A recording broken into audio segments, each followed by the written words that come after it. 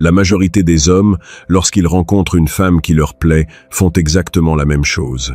Ils veulent que tout coule de source, que ce soit facile, agréable, sans friction, et c'est précisément ce qui les tue. Parce que pendant que tu lui démontres à quel point tu es sérieux, logique et sensé, elle est déjà en train de penser à quelqu'un qui n'a même pas pris la peine de l'impressionner.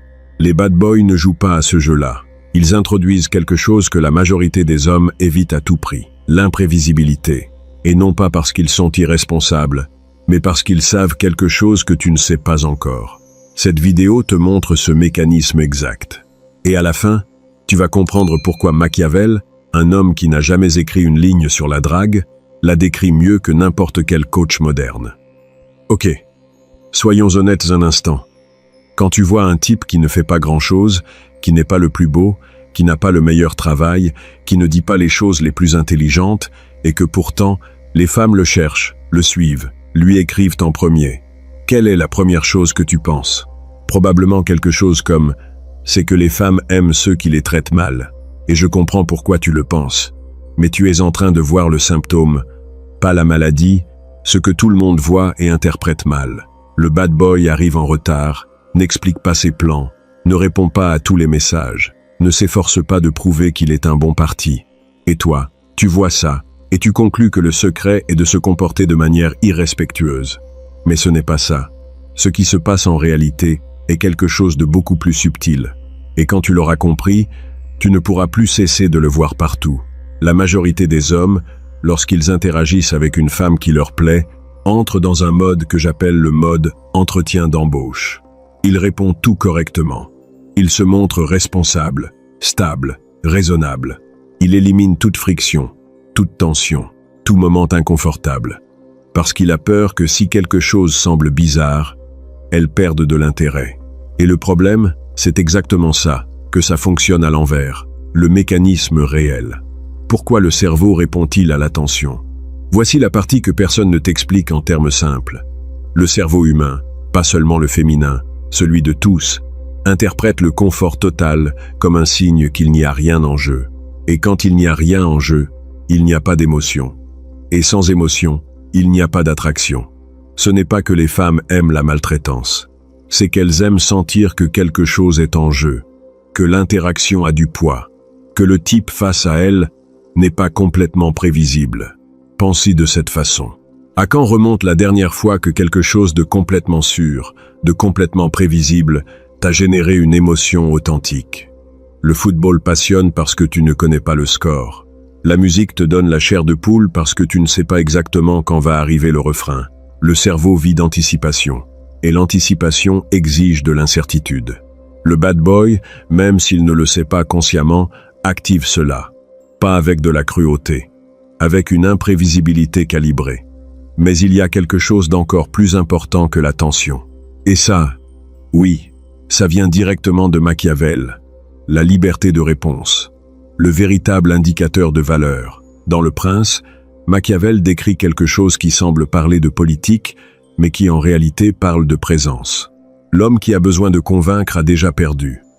Quand un homme sent qu'il est obligé de répondre à chaque question, de justifier chaque décision, de se comporter d'une certaine manière pour qu'elle ne le juge pas mal, il est en train de signaler, sans dire un seul mot, que sa valeur dépend de l'approbation de celle-ci. Et ça, instinctivement, ça se ressent. Ça ne s'analyse pas, ça se ressent. Le bad boy ne répond pas par peur. Il répond, ou il ne répond pas, depuis une position où son attention a déjà de la valeur par elle-même. Et cette différence est celle qui sépare l'homme qui génère de l'attraction de l'homme qui génère de l'appréciation. Parce que oui, elles vont t'apprécier. Elles vont te dire que tu es un très bon ami, qu'elles aimeraient qu'il y ait plus d'hommes comme toi. Mais elles ne vont pas te désirer. Et au fond, tu le sais, la scène du supermarché, où tout devient concret. Imagine ça. 2 types à la caisse du Walmart. La caissière leur demande la même chose à tous les 2. Je vous donne un sac? Le premier, nerveux sans raison, voulant faire bonne impression, répond « Oui, s'il vous plaît, merci beaucoup, avec grand plaisir. » Correct, poli, complètement invisible. Le second fait une pause d'une demi-seconde, la regarde avec calme et dit « Qu'est-ce que tu me recommandes, toi ?» avec un léger sourire, sans exagérer, sans jouer la comédie. Même contexte, même question. énergie complètement distincte. L'un a répondu depuis l'anxiété de faire bonne impression. L'autre a répondu depuis un endroit où il se sent à l'aise de prendre son temps, d'être un peu inattendu, de laisser la tension exister un instant sans se presser de la résoudre. Lequel des deux, à ton avis, est resté dans la tête de la caissière quand elle a terminé son service? Quand elle demande « Que fais-tu dans la vie ?» Ça, c'est l'épreuve du feu. Première rencontre, premier rendez-vous, première conversation dans une fête. Elle demande ce que tout le monde demande, et l'homme moyen répond, comme s'il était sur LinkedIn. Nom du poste, entreprise, combien d'années il y est, ce qu'il a étudié, complet, correct, mort. Le bad boy peut dire simplement « devine » ou « pourquoi me poses-tu des questions ennuyeuses ?» avec un sourire, sans agressivité, comme quelqu'un qui défie, quelqu'un qui l'apprécie. Qu'est-ce que cela communique? Que son attention n'est pas automatique, qu'il n'est pas là pour passer l'entretien, qu'il a suffisamment d'assurance pour inverser la dynamique sans demander la permission. Et ici, il se passe quelque chose d'intéressant dans la psychologie de l'attraction. Quand un homme projette cette énergie, il active chez la femme un instinct compétitif. Soudainement, elle sent qu'elle doit gagner son attention, et non l'inverse. Et ce changement de polarité est exactement ce qui génère le désir réel. Ce n'est pas de la manipulation, c'est de la physique sociale, ce que cela exige réellement. Maintenant, la partie inconfortable. Tout ce que tu viens d'entendre ressemble à de la technique, à quelque chose que tu peux appliquer demain si tu pratiques le bon ton devant le miroir. Mais ça ne fonctionne pas comme ça. Parce que si, à l'intérieur, tu continues d'avoir désespérément besoin de son approbation, si ton estime de toi dépend encore du fait qu'elle réponde bien, alors toute tentative d'être imprévisible va sonner faux, forcé. Et les femmes le détectent avant que tu ne termines la phrase. La différence entre le bad boy authentique et le type qui imite le bad boy tient à une seule chose. Le premier n'a réellement pas besoin que ça se passe bien, non pas parce qu'il se fiche d'elle, mais parce qu'il se suffit déjà à ce qu'il est.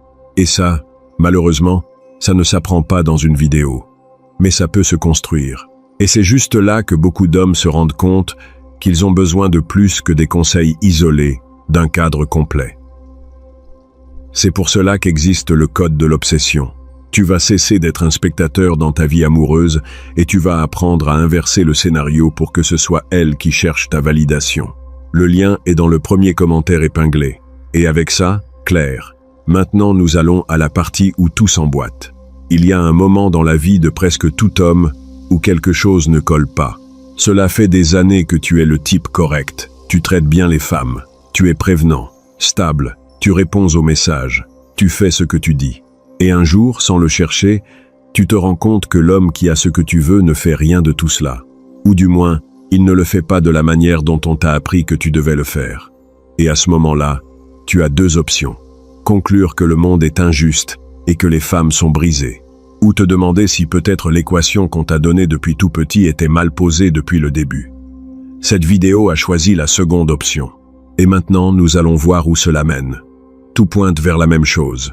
Récapitulons, mais pas comme un résumé, plutôt comme une convergence. Nous avons vu que le cerveau a besoin de tension pour générer de l'émotion. Nous avons vu que répondre à tout correctement communique, sans mots, que ta valeur dépend de l'approbation de quelqu'un d'autre. Nous avons vu que l'imprévisibilité n'est pas de l'irresponsabilité. C'est le signe qu'un homme opère depuis un endroit où son attention a déjà son propre poids. 3 idées distinctes. Un seul mécanisme en dessous de toutes. Et ce mécanisme a un nom, même si personne ne l'appelle ainsi dans le contexte de l'attraction. La présence souveraine. Ce n'est pas un terme de coach, c'est un terme de Machiavel. Et c'est exactement ici qu'un homme mort en 1527 se connecte avec quelque chose que toi tu es en train de vivre en 2026.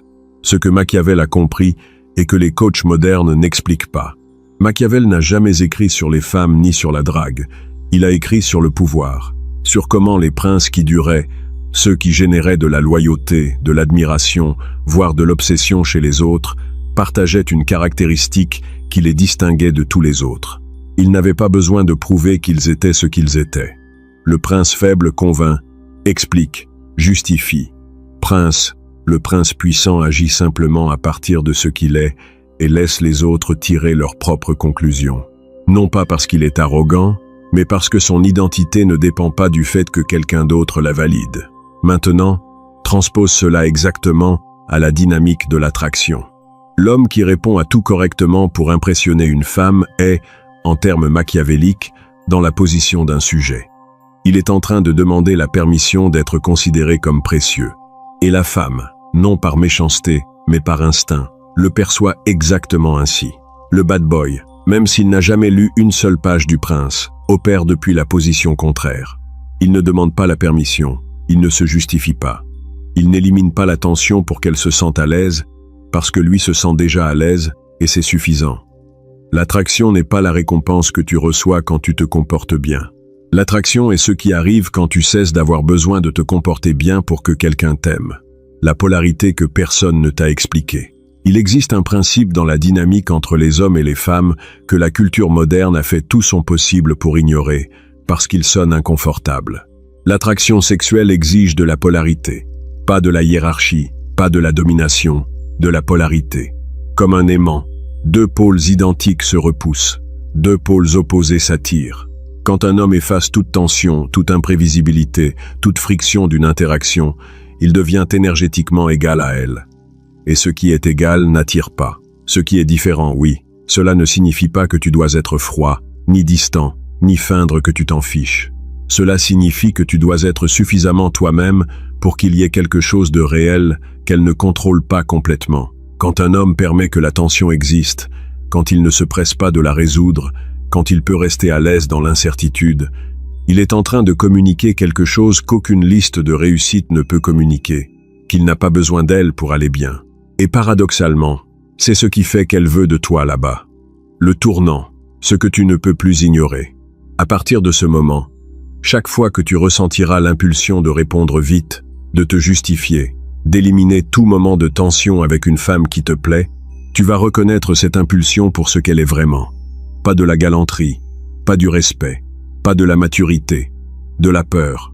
La peur que si tu ne fais pas bonne impression, si tu ne réponds pas parfaitement, si tu ne prouves pas ta valeur à chaque interaction, elle s'en aille. Et cette peur, même s'il la déguise dans bonnes intentions, c'est exactement ce qui communique que tu n'as pas assez de valeur sans son approbation. Personne ne te l'a dit ainsi. On t'a dit qu'en étant un gentil garçon, tu allais gagner. Et ce n'est pas que ce soit complètement faux, c'est que l'ordre était inversé. D'abord tu construis qui tu es. Ensuite, depuis cet endroit-là, tu peux être un gentil garçon, généreux, prévenant. Et ça, oui, ça attire. Parce que ça vient de l'abondance, pas de la peur. Ce que tu feras demain. Je ne vais pas te donner une liste de techniques, juste une seule chose. Demain, lors de la prochaine interaction avec une femme qui te plaît, quand tu ressentiras cette impulsion automatique de répondre parfaitement, d'éliminer toute tension, de prouver à quel point tu es quelqu'un de bien, fais une pause. Une seconde. Juste une seconde. Et demande-toi, est-ce que je réponds ainsi parce que j'en ai envie ou parce que j'ai peur de ce qu'elle va penser si je ne le fais pas? Tu n'as pas besoin de changer la réponse. Pose-toi juste la question. Parce que la conscience d'où vient ton comportement est la première fissure dans un mur que tu as mis des années à construire sans t'en rendre compte. Et une fois que cette fissure apparaît, tu ne peux plus faire semblant que le mur n'est pas là. C'est ce qui sépare l'homme qui commence à changer de l'homme qui continue d'attendre que quelqu'un d'autre change en premier. Machiavel avait raison. Sauf que personne ne t'a dit sur quoi. Maintenant tu le sais. Le problème n'a jamais été ton visage, ni ton travail, ni le fait que tu ne trouvais pas la bonne femme. C'était la relation que tu avais avec ton propre besoin d'approbation. Cela ne se résout pas du jour au lendemain, mais tu ne peux plus ne pas le voir. La question que je te laisse, et à laquelle cette vidéo ne répond pas, est la suivante.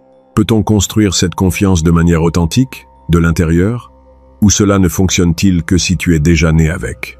Parce que si la réponse est la seconde, alors rien de tout cela ne sert. Et je soupçonne qu'au fond tu as déjà une idée de ce qu'elle est. Et si aujourd'hui tu as compris que le problème n'a jamais été de poursuivre davantage, mais de te positionner différemment, alors l'étape suivante est évidente. Tu as besoin d'apprendre à changer la dynamique complète. Le code de l'obsession est fait pour ça. Il t'aide à cesser d'être celui qui poursuit pour te transformer en celui qui est poursuivi. Le lien est dans le premier commentaire épinglé. Parce qu'une fois que tu vois le jeu tel qu'il est réellement, tu ne peux plus recommencer à y jouer comme avant. Si quelque chose de ce que nous avons dit aujourd'hui t'a fait voir une situation de ta vie différemment, écris-le ici en bas, pas pour moi, pour que toi-même tu l'entendes à voix haute. Machiavel n'a jamais parlé de drague, il a parlé de pouvoir. Il s'avère que c'est la même chose.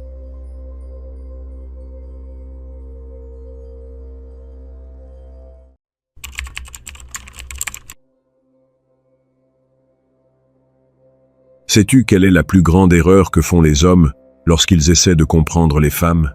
Ils écoutent ce qu'elles disent. La plupart des hommes croient naïvement que si une femme dit quelque chose, c'est exactement ce qu'elle pense. Ils prennent ses paroles au pied de la lettre. Ils analysent ses textos pendant des heures.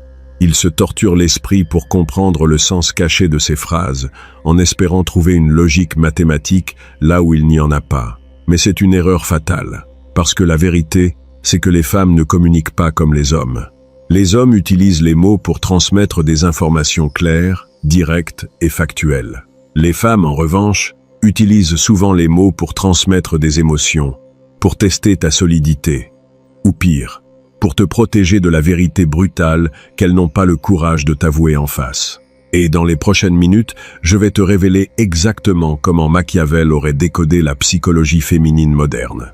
Je vais te montrer les 5 mensonges les plus courants que les femmes te disent, et surtout, ce qu'elles pensent vraiment quand elles prononcent ces mots. Ce que tu vas entendre aujourd'hui va probablement te frustrer, ça va être même te mettre en colère, parce que tu vas réaliser combien de fois tu as été manipulé par ces phrases, combien de fois tu as perdu ton temps et ton énergie à essayer de comprendre quelque chose qui était en réalité un écran de fumée. Mais si tu restes jusqu'à la fin de cette vidéo, tu auras un avantage injuste sur 99% des hommes. Tu ne seras plus jamais confus. Tu ne seras plus jamais mené en bateau. Parce que tu comprendras enfin le langage secret du pouvoir et de l'attraction. Avant de plonger dans ces 5 mensonges destructeurs, si tu veux vraiment reprendre le contrôle de ta vie amoureuse et comprendre les dynamiques de pouvoir que la société essaye de te cacher, laisse un like sur cette vidéo, abonne-toi à la chaîne et active la cloche de notification. C'est le seul moyen de t'assurer que tu ne manqueras pas les prochaines stratégies machiavéliques que je vais partager. Fais-le maintenant et commençons. Le premier mensonge, et probablement le plus destructeur de tous pour l'ego masculin, c'est quand elle te regarde dans les yeux, avec un air désolé, et te dit « Je ne cherche pas de relation en ce moment. Je veux me concentrer sur moi-même. » Combien de fois as-tu entendu ça? Combien de fois as-tu vu un de tes amis se faire servir cette excuse? Et que fait l'homme faible quand il entend ça? Il dit « Pas de problème, je comprends tout à fait. On peut juste être amis et voir où ça mène. Prends tout le temps dont tu as besoin. » Il attend, il espère. Il reste dans la zone d'amis en pensant qu'un jour, par magie, elle sera prête et qu'elle récompensera sa patience et sa loyauté. Mais voici la vérité brutale. Ce n'est pas une opinion. C'est de la biologie évolutive pure et dure. Une femme est biologiquement programmée pour chercher la sécurité, la protection et l'engagement avec l'homme le plus fort et le plus précieux qu'elle puisse trouver. Son horloge biologique tourne, même si elle ne veut pas l'admettre. Elle cherche toujours, consciemment ou inconsciemment, la meilleure option possible pour assurer son avenir. Alors, quand elle te dit « Je ne cherche pas de relation », ce qu'elle pense vraiment, c'est « Je ne cherche pas de relation avec toi ». C'est dur à entendre, je sais. C'est une pilule difficile à avaler, mais c'est la réalité absolue. Laisse-moi te donner un exemple concret pour que tu comprennes bien la dynamique. Imagine un homme nommé Thomas. Thomas sort avec Sarah depuis un mois. Il est gentil, il paie tous les restaurants, il est toujours disponible quand elle l'appelle.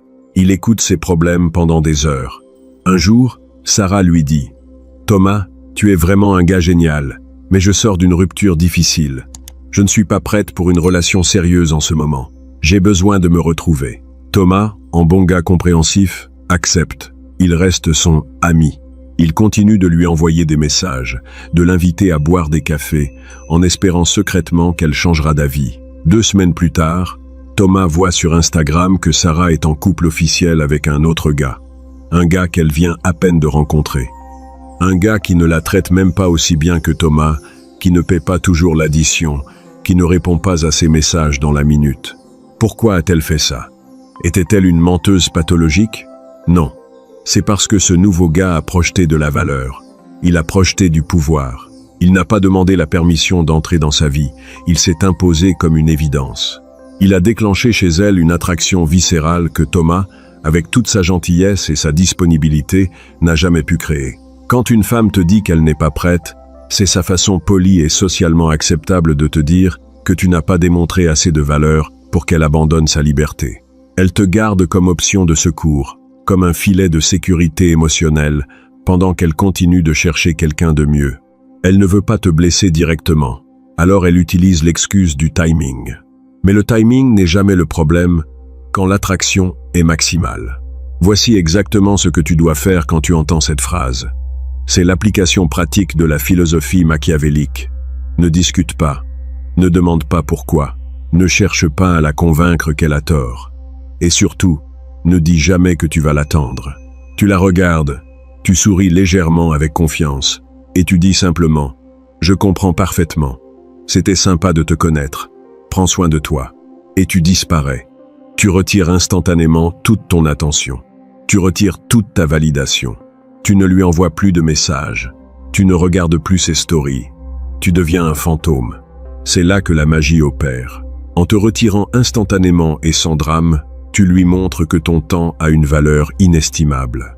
Tu lui montres que tu n'es pas désespéré, que tu as d'autres options, et que tu ne te contenteras jamais d'être le plan B de qui que ce soit. Soudainement, tu deviens mystérieux. Tu deviens un défi. Tu brises le schéma prévisible du gars gentil qui s'accroche. Et devine quoi? Les femmes sont absolument obsédées par les défis et par les hommes qu'elles ne peuvent pas contrôler. Passons au deuxième mensonge. Celui-ci détruit l'ego de millions d'hommes chaque jour, et c'est probablement le plus hypocrite de tous. Tu es un gars super. Tu es trop gentil pour moi. Tu mérites quelqu'un de mieux. L'homme moyen entend ça et son cerveau court-circuite. Il pense « Waouh, elle a une si faible estime d'elle-même. Elle pense qu'elle n'est pas digne de moi. Je dois lui prouver qu'elle a tort. Je dois lui montrer à quel point je l'aime. Je dois être encore plus gentil, encore plus présent, pour la rassurer. » C'est exactement le contraire de ce qu'il faut faire. C'est un suicide relationnel. Du point de vue de la psychologie, ce mensonge est ce qu'on appelle une dissonance cognitive majeure. Elle sait consciemment, logiquement, que tu es un bon parti sur le papier. Tu as un bon travail, tu es respectueux, tu es fidèle. Tu ferais un excellent mari et un bon père. Logiquement, sa mère adorerait que tu sois son gendre. Ses amis lui disent qu'elle a de la chance de t'avoir. Mais, émotionnellement, biologiquement, son corps ne réagit pas à toi. Son instinct primitif ne ressent aucune tension, aucun danger, aucune excitation en ta présence. Tu es sûr, tu es confortable, mais tu es mortellement ennuyeux. Quand elle dit « tu es trop gentil pour moi », ce qu'elle pense vraiment, au plus profond de son subconscient, c'est « tu es ennuyeux, tu es prévisible, tu ne me fais rien ressentir, tu n'as pas de colonne vertébrale, et je peux te manipuler comme je veux. » Machiavel disait qu'il vaut mieux être craint qu'aimé, si l'on ne peut être les deux. Dans la dynamique complexe des relations hommes-femmes, il vaut infiniment mieux être respecté qu'adoré. Si tu es toujours d'accord avec elle, si tu n'as jamais d'opinion contraire, si tu as peur de la contrarier au point de ravaler tes propres convictions, tu ne la respectes pas, tu la vénères, tu la mets sur un piédestal. Et les femmes méprisent secrètement les hommes qui les vénèrent, car elles ne peuvent pas se sentir en sécurité avec un homme qu'elles dominent. Prends l'exemple de Marc. Marc est le cliché du gars parfait. Il achète des fleurs sans raison, il envoie des messages de « Bonjour ma princesse » tous les matins à 7 heures précises, il annule ses plans avec ses amis de longue date, juste parce qu'elle a eu une mauvaise journée au travail. Il pense qu'il achète son amour et sa loyauté avec cette gentillesse excessive. Il pense que c'est comme un compte en banque. Plus il dépose de gentillesse, plus il aura d'amour en retour. Mais l'amour et le désir ne fonctionnent pas comme une transaction financière. Ils ne s'achètent pas avec de la gentillesse. Ils se gagnent par le respect, la force et la polarité. En étant trop gentil, Marc a tué toute la polarité masculine, féminine. Il est devenu une amie avec qui elle peut coucher de temps en temps, pas un amant qui la fait vibrer. Si tu as déjà entendu cette phrase, c'est le signal d'alarme ultime que tu es trop disponible, trop soumis, et que tu as perdu ton cadre masculin. Voici ce que tu dois faire à partir d'aujourd'hui pour inverser cette dynamique toxique. Premièrement, arrête d'être toujours d'accord avec elle. Si tu n'aimes pas le film qu'elle propose, dis-le clairement. Si tu penses que son opinion sur un sujet est stupide, débat avec elle. Ne sois pas agressif, mais sois ferme. Montre-lui que tu as ton propre cerveau. Deuxièmement, ne t'excuse jamais pour tes opinions, tes préférences ou tes passions. Si tu aimes passer ton dimanche à regarder du sport ou à travailler sur ta voiture, ne t'en excuse pas et ne change pas tes plans pour elle. Troisièmement, et c'est le secret ultime du pouvoir machiavélique, sois toujours prêt à la perdre. L'homme qui est prêt à s'éloigner de la table de négociation est celui qui contrôle la négociation. Si elle sent que tu as plus peur de la perdre qu'elle n'a peur de te perdre, tu as déjà perdu la partie. Quand tu arrêtes d'essayer d'être le gentil garçon pour plaire à tout prix, et que tu commences à être un homme authentique avec ses propres limites infranchissables, le respect remplace la pitié. Et n'oublie jamais cette règle d'or, le désir suit toujours le respect. Sans respect, il n'y a pas d'attraction possible. Le troisième mensonge est sans doute le plus courant dans la phase de rencontre, celui que tu as probablement entendu des dizaines de fois.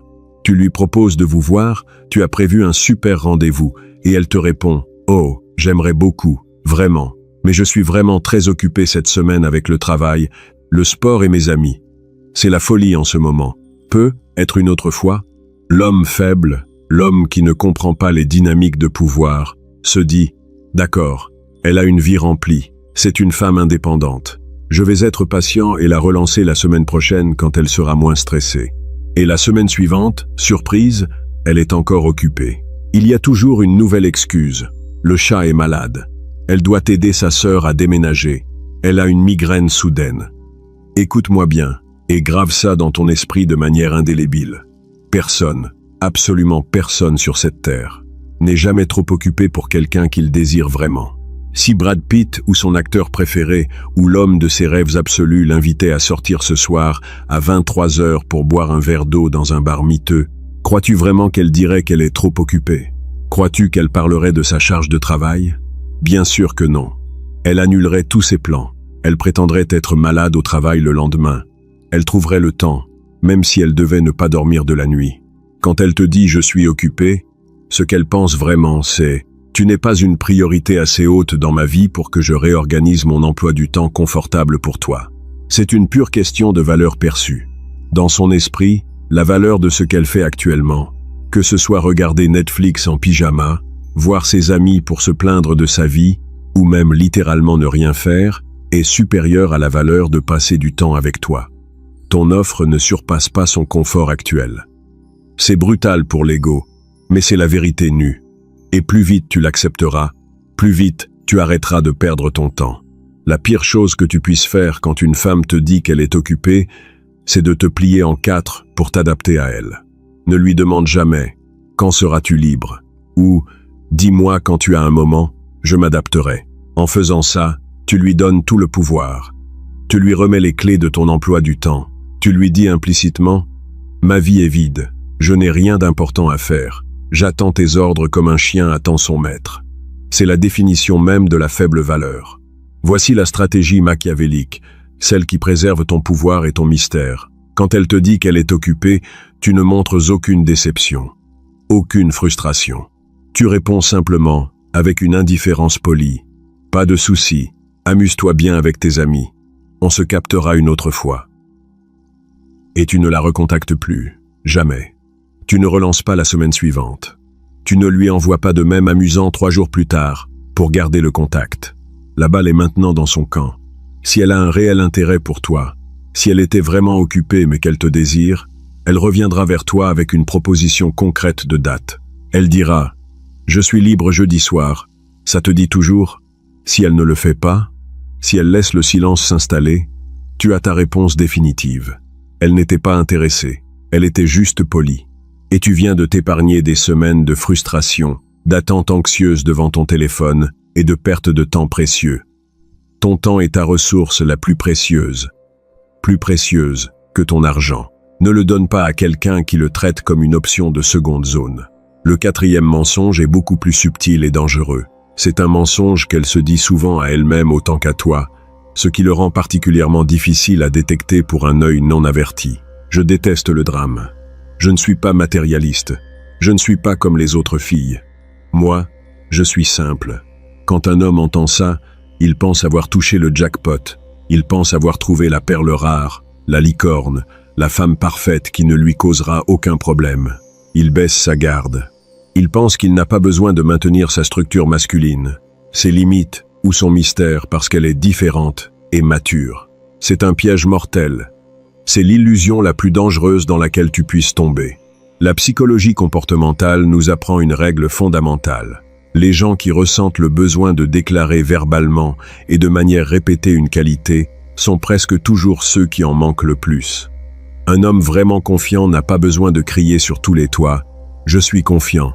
Un homme riche n'a pas besoin de dire « J'ai beaucoup d'argent ». Leur comportement et leur aura parle pour eux. De la même manière, une femme qui ne crée pas de drame ne dit pas « Je déteste le drame ».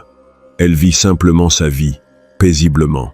Quand elle te dit « Je ne suis pas comme les autres filles », ce qu'elle pense vraiment, de manière inconsciente, c'est « Je veux que tu me perçoives comme spécial, pour que tu t'investisses émotionnellement en moi. Mais je fonctionne avec exactement les mêmes instincts biologiques, les mêmes peurs et les mêmes désirs que toutes les autres femmes sur cette planète. » Toutes les femmes, sans aucune exception, répondent aux mêmes déclencheurs évolutifs profonds. Elles sont toutes attirées par la force, la confiance inébranlable, le statut, la compétence et le mystère. Elles sont toutes repoussées par la faiblesse, le besoin affectif, la prévisibilité et la soumission. Si tu commences à la traiter différemment, si tu arrêtes d'être un défi parce qu'elle a dit qu'elle déteste les jeux de séduction, tu vas inévitablement perdre son respect. Et comme nous l'avons vu, sans respect, le désir meurt. L'exemple classique, que je vois tous les jours, est l'homme qui arrête de voir ses amis, qui arrête d'aller à la salle de sport, qui abandonne ses passions parce que sa copine lui a dit qu'elle voulait un homme présent, attentionné et casanier. Il devient exactement ce qu'elle a demandé logiquement. 6 mois plus tard, elle le quitte en disant qu'elle ne ressent plus la petite étincelle, qu'il a changé et qu'il n'est plus l'homme indépendant et passionnant dont elle est tombée amoureuse. Elle t'a dit ce qu'elle pensait vouloir avec son cerveau logique, mais son instinct biologique, sa nature profonde, a été repoussé par ta soumission et ta perte d'identité. L'application pratique ici est cruciale pour ta survie émotionnelle. N'écoute jamais ce qu'une femme dit vouloir. Observe attentivement ce à quoi elle réagit.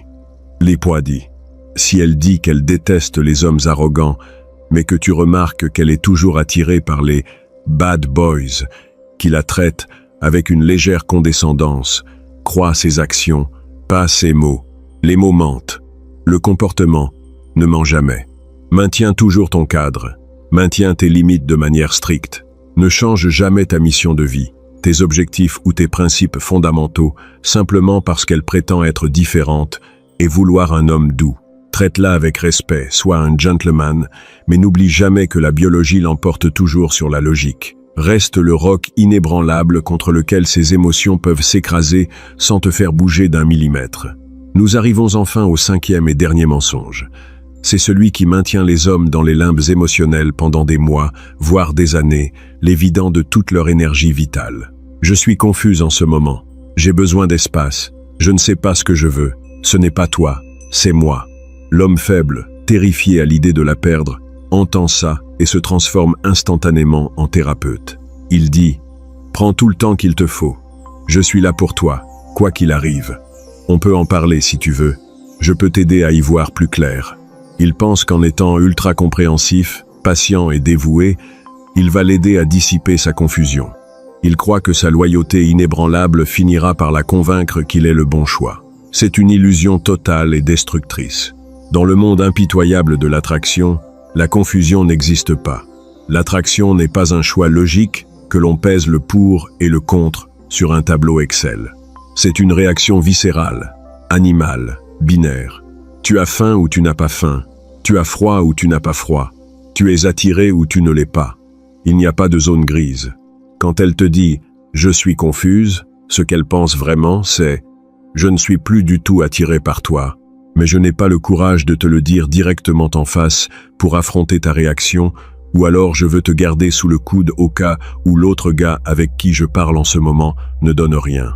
La confusion est toujours, dans 100% des cas, un manque d'attraction. Toujours.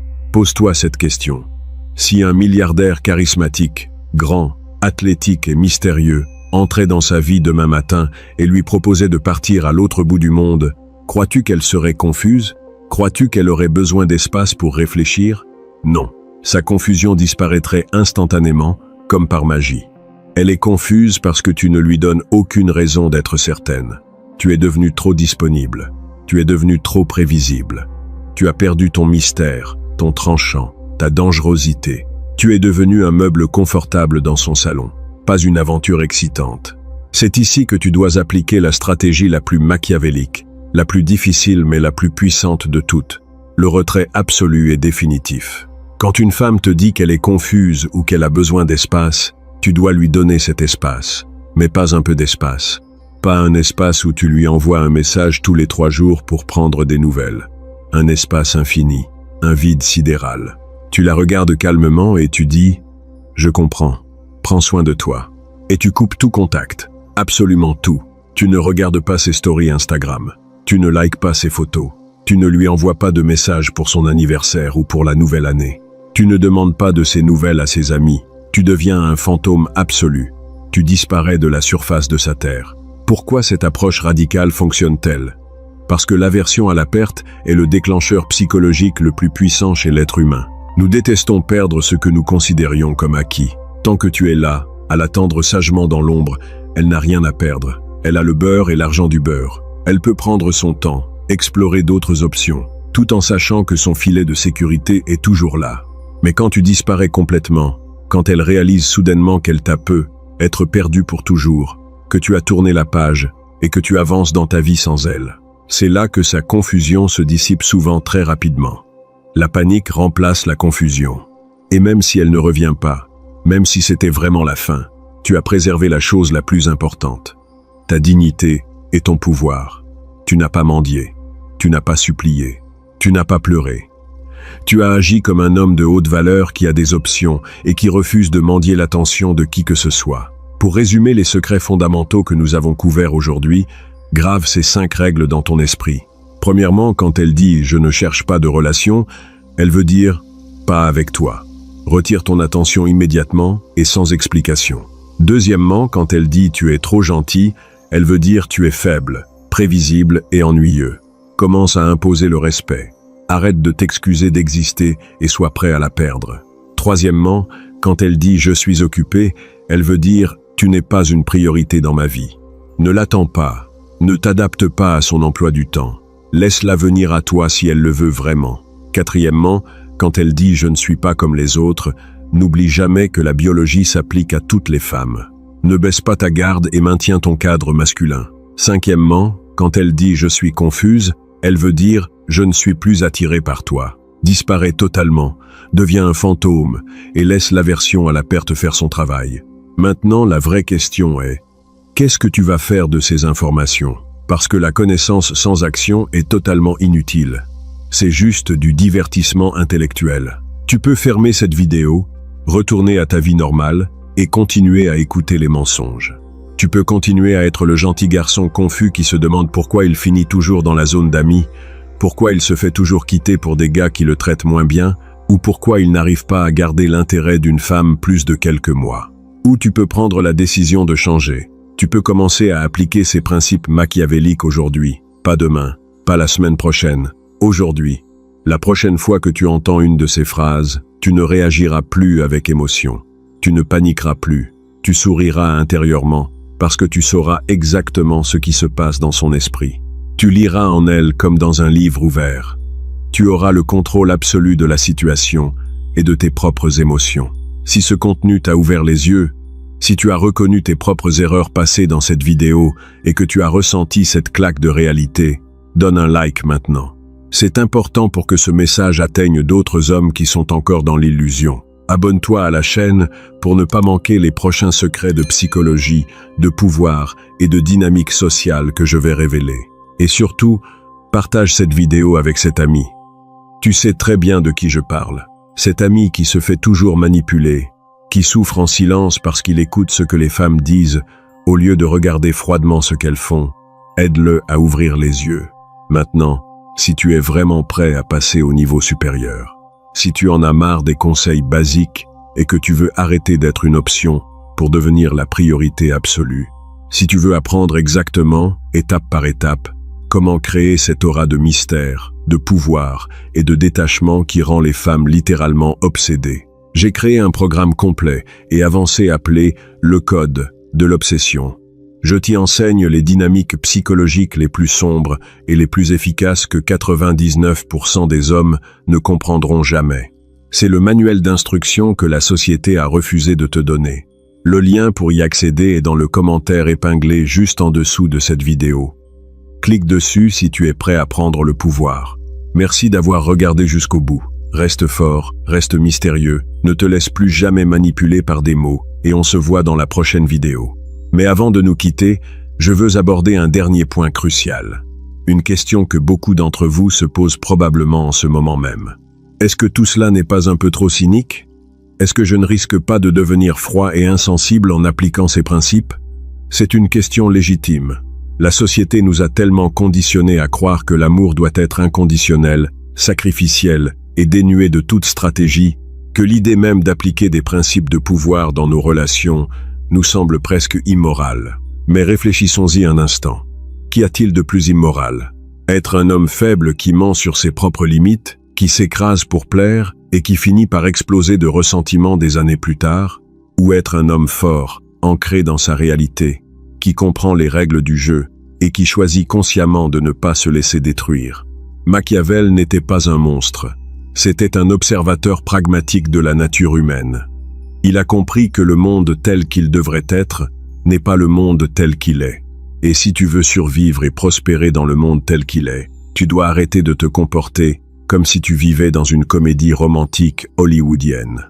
Les femmes ne veulent pas d'un paillasson, elles ne veulent pas d'un serviteur, elles veulent un partenaire qui est leur égal, voire leur supérieur en termes de force émotionnelle. Elles veulent un homme qui peut les protéger, non seulement des dangers physiques, mais aussi du chaos du monde moderne. Et tu ne peux protéger personne si tu n'es même pas capable de protéger ton propre ego contre un simple mensonge. L'indifférence dont je parle n'est pas de la cruauté, c'est de la préservation. C'est la capacité à dire « Je t'apprécie, mais je m'apprécie encore plus. Je suis prêt à partager ma vie avec toi, mais je ne suis pas prêt à détruire ma vie pour toi. » C'est cette attitude, cette aura d'indépendance absolue, qui crée l'attraction la plus profonde et la plus durable.